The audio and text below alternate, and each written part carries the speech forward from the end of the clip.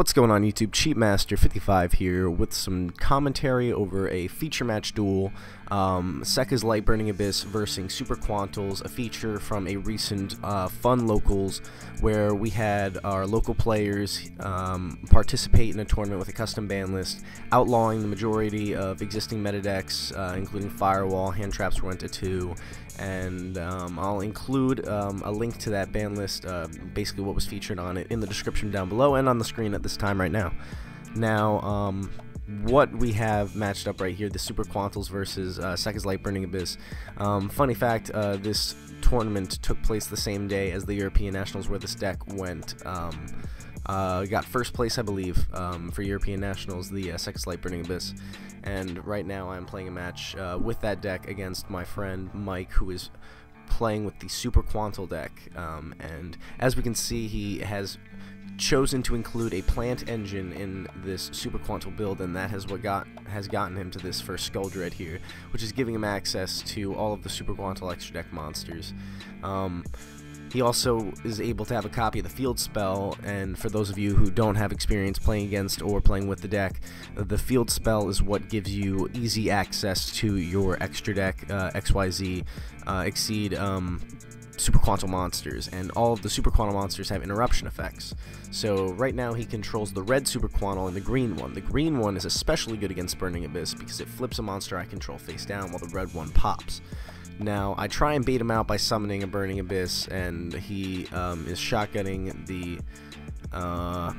the green layer to set my Burning Abyss monster face down, and then I attempt to summon a Rhino Warrior, and that gets blown away by the one that destroys during either player's turn, and that gives me no choice. I'm just ending up sending Graph for its effect, and I think I special summon Scarm and let it die. Oh no, I actually go for Farfa to take care of one of his more annoying monsters on the field, which was that green layer.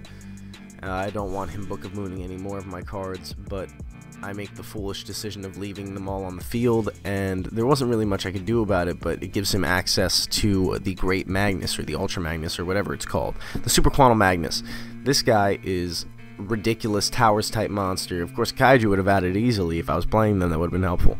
But, of course, I did not include the Kaijus in the main deck of my Burning Abyss build, and I'm stuck trying to face off against this Magnus that is got 6 attachments underneath it, and that allows it to shuffle back during either player's turn, 1 card on the field, and it's completely unaffected by all other card effects, and it's got well over 3k attack, and Burning Abyss has simply no outs to it. And this is going to come back to haunt me later in the match, the fact that I don't scoop my cards up right now and try and save myself the time in this game, and just scoop to the Ultra Magnus, because there really is nothing I could have done at the time. Instead, I try and play it out and look for an out that isn't there, and that is a big mistake on my part. You see me here trying to play it out with a, what's that card called? Oh man, I'm really blanking on the name of this card right now. The 5 different names in your graveyard. You can special summon it. Mill 3 destroys 1 card on the field, non-targeting removal. Oh man, what is it? Orbital Hydralander. That's what it is. An Orbital Hydralander on my field, and I think that somehow this is miraculously gonna save me by destroying his Skull Dread and shit. But nope. Nope, it does not make a single difference. I am wasting time, and it's just a matter of time before I scoop things up and enter into game 2, where I fare a lot better this time around. I'm going first. I open a Burning Abyss and a Vanity's Fiend. That is my normal summon, and I pass. I have a Hand Trap in my hand. I think it might just be a Ghost Ogre or an Ash Blossom, and I'm sitting on this, and I'm hoping that it'll lead me to victory. So I'm just poking him over his monsters. Unfortunately, the rest of the remaining cards in my hand are Burning Abyss monsters, so I can't summon them at this time. I have to set them, or they'll blow themselves up with the Vanity's Fiend on the board. Then I draw into a Fairy Tale Snow to apply a little bit more pressure, start getting in those 2400 pokes until Mike decides to scoop it up. And that was my response to his win condition monster, the Ultra Magnus. I decided to put mine on the field and break out the Vanity's Fiend, which did the same thing as the Ultra Magnus did for him in the previous game. But let's find out what happens in game 3 here. I am stuck going second, and he opens, interestingly enough, with the level 1 Super Quantal, which reminds me a little bit of Cosmo Tin Can, only it summons to the field, and that is pretty crazy. He also features the Brilliant Fusion in this hand as well, which is extremely strong for him. I guess I didn't have the hand trap this game because I definitely would have Ash Blossomed that Brilliant Fusion. But we're going to see what he is doing right now. I think he's going to go for that Skull Dread. And, oh, I have an effect veiler for the Skull Dread. Yep, okay, to stop him from doing that draw 4.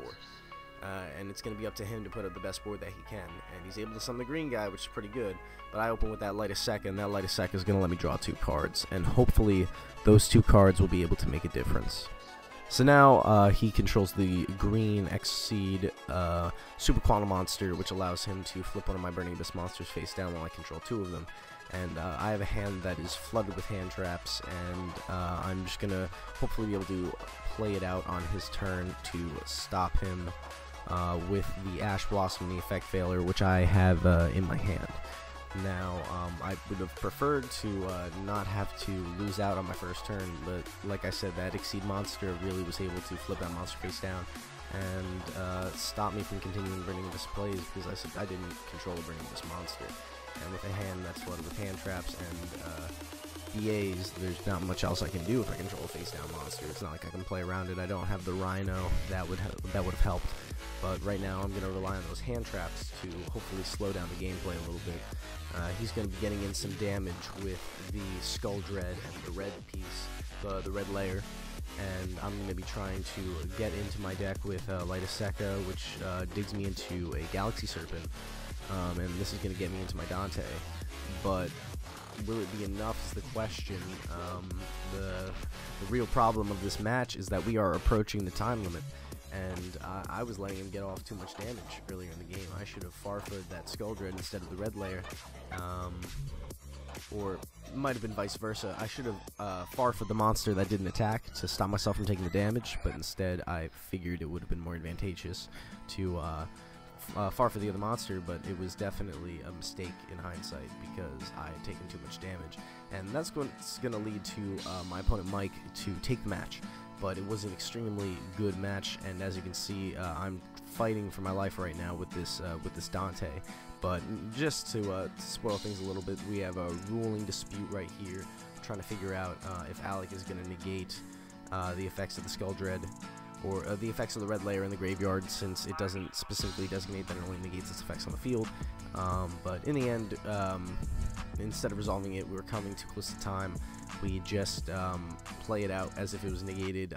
If you know if this was correct or not, please let us know, but it ends up not mattering. I had taken too much damage at this point, and time is called, and according to the new time rules, I am the loser of the match for having lower life points at the current phase that time is called in. So losing the match to the time was a little rough, but besides that, it was a really, really good match. I figured I tried to put up a fight in that first game. It was a little tough, but I took the beating from the Super Quantal boss monster, Towers Turbo 2.0, like way more powerful though, and man, that was crazy. And Mike ends up taking the match with the Super Quantal deck against the Sekka's Light Burning Abyss. Maybe if I was playing a build with the Gallases and the Elephants and the Naturia Beast, I would have done a little bit better, but this was before that list was even released, so I wasn't aware of those sort of cards and plays. But thank you guys so much for watching. Don't forget to hit that like button and subscribe to ChiMaster55 here on YouTube. This is my channel where I post YuGiOh content, also working on a documentary currently on the culture of the Yu-Gi-Oh community. Stay tuned for the next steps of that, and check out the trailer for that too on my page and in the description down below. Thank you guys so much for watching, and this is ChiMaster55 signing out. Have a nice night.